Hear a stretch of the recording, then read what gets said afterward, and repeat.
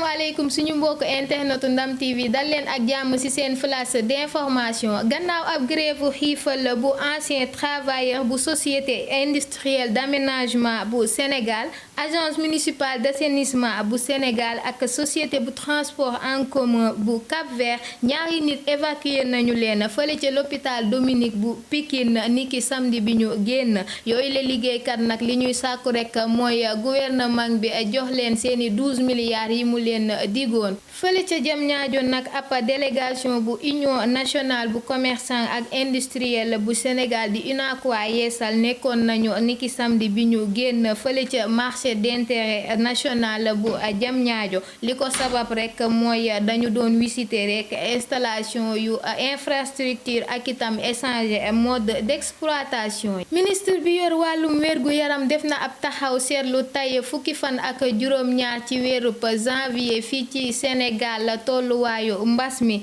ci 1593 tests yi ñu am 273 ñoo ci positif 260 cas communautaire 14 cas contact ak juróomi cas grave yoo xam ne jël nañu leen en charge ci service de réanimation yi benn cas wu décès la ñu am démb ci dimanche bi wàllum tàggat yaram ak CAN 2021 Noël bu neex la équipe nationale bu Sénégal am gannaaw test yi ñu def démb ci dimanche bi 48 heures desoon seenub diggante ak Malawi di seenub ñetteelu match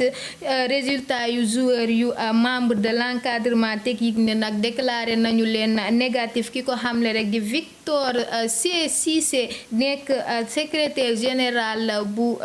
FSF fële ca Bafoussam Sénégal nag dina jouer niki suba ci ñeenti waxtu aada ak cosaan fële ca bitim réew waykat bi di Céline Dion nag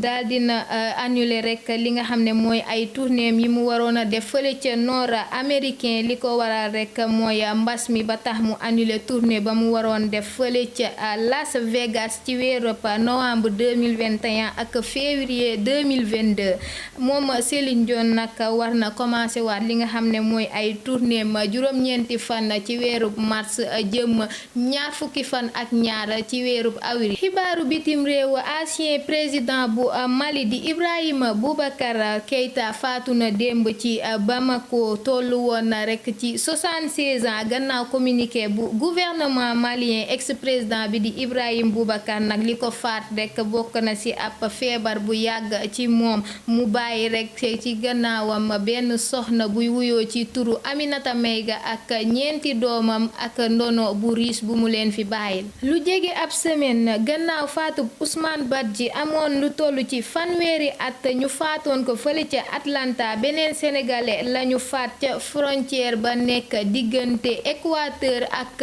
Pérou moom Pape Fall nag doon dem fële ca États-Unis doon awee ci yoonu suuf gi moom ak moroomam ci la ko policier daal di arrêté laaj leen li nga xam ne mooy seeni passeport ci la Pape Fall bëggoon a rëcc daal di daw policier yi daal di ko faat xamal ne nañ sax ay ñaari at ci ginnaaw ñëwoon na fi nga xam ne mooy Sénégal pour rek ngénte doomam mbokk yi fi la ñuy ndar keppee xibaar yi di leen jox dig daje ba beneen yoon jërë ngeen jëf